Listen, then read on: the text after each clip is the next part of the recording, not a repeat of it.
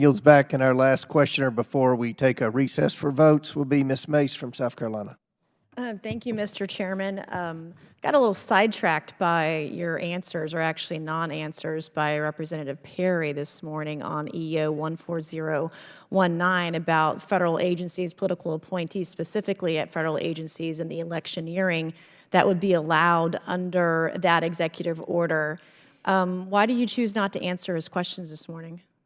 Again, Congresswoman, I'm happy to take back specifics. This issue is not under my purview. Do you believe that political appointees at federal agencies should be able to register voters and distribute mail-in ballots? Is that kind of electioneering constitutional, in your opinion? I've been a political appointee now under 2 administrations. Do you believe you should be registering voters, like federal agencies, political appointees at federal agencies should be allowed to register voters? I've been a political appointee under 2 administrations, and we have very strict, clear restrictions on what we are allowed to do under the Hatch Act. Right, and is it constitutionally the power of elections and their oversight resides with the states, is that correct? Again, I have restrictions. The answer is yes there. Okay, so I have a few questions in the last 3.5 minutes that I have this morning. I know that there is an effort afoot, as you mentioned today, talking about federal jobs and requirements and the kinds of folks we need to hire in our federal workforce. There are thousands of vacant federal IT jobs, and the federal workforce has 4 times as many IT workers over the age of 60 than under the age of 30. Huge problem. One part of the solution, I believe, is more creative hiring, thinking outside of the box. So this particular committee has voted out multiple bills of mine in a almost unanimously, I think both times, totally unanimously, bipartisan way. And the bills that I have voted out of here, the Mace Act, H.R. 4502, which overwhelmingly passed actually out of the House last fall, also would waive and limit degree requirements for cybersecurity positions in federal government.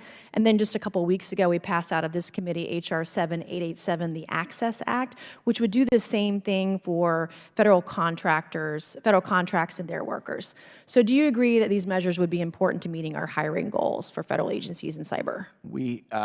First, I agree with you that we have a significant issue on IT. An approach that is more oriented towards skills-based hiring is absolutely the right approach that we should be taking. I agree. We're doing it in the private sector. There's no reason why we can't do it in federal government. Would you support both the Mace Act and the Access Act and their passage and being signed into law? I'm not familiar with all of the specifics, but I am we are very supportive of making sure that we have a more skills-based hiring approach and would welcome working with you on that. Okay. We need to protect the critical data in federal computers, such as personally identifiable information of tens of millions of Americans. But a series of reports show that too many federal employees are lax in their password protection. In fact, 1 in 5, there was a study done to look at passwords, and 1 in 5 agency email accounts, 18,000 in total. Most commonly used password was password 1234, some with a hyphen, some without a hyphen.